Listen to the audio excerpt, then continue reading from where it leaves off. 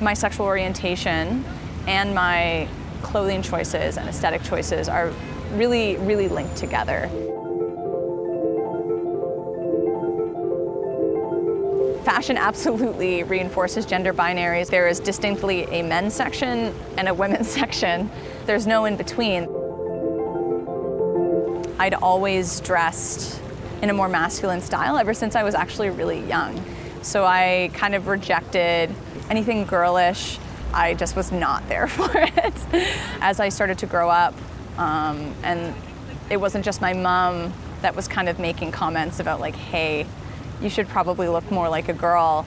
But I started to have interactions with different people where they were more or less uncomfortable. I was on vacation with my parents in Virginia. I was about 6 or 7 years old. And I went into the bathroom and this girl just looked at me and looked terrified and was like, this is the girls' washroom. Like, you don't belong here.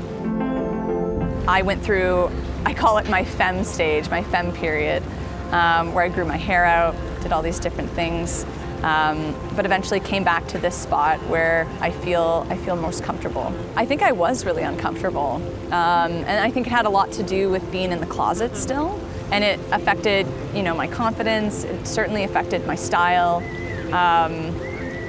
where I would kind of hide my body, right, and hide myself.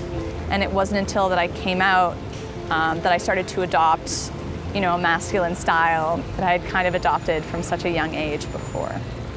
And as soon as I got my hair cut and styled in a way that it had looked when I was younger, I was like, wow, like, there's Meg. Because I choose a more male, classic, masculine aesthetic, that there's power behind that. And I exist in that power, and I use that power, I take that power by virtue of putting on these clothes. I know when I wear clothes that fit really well, I'm very confident, and I go out into the world knowing that. I go out into the world knowing that I feel good and look good. I'm Megan, and the way that I would define my style would be Andro babe at mask presenting, I would say. That sounds about right.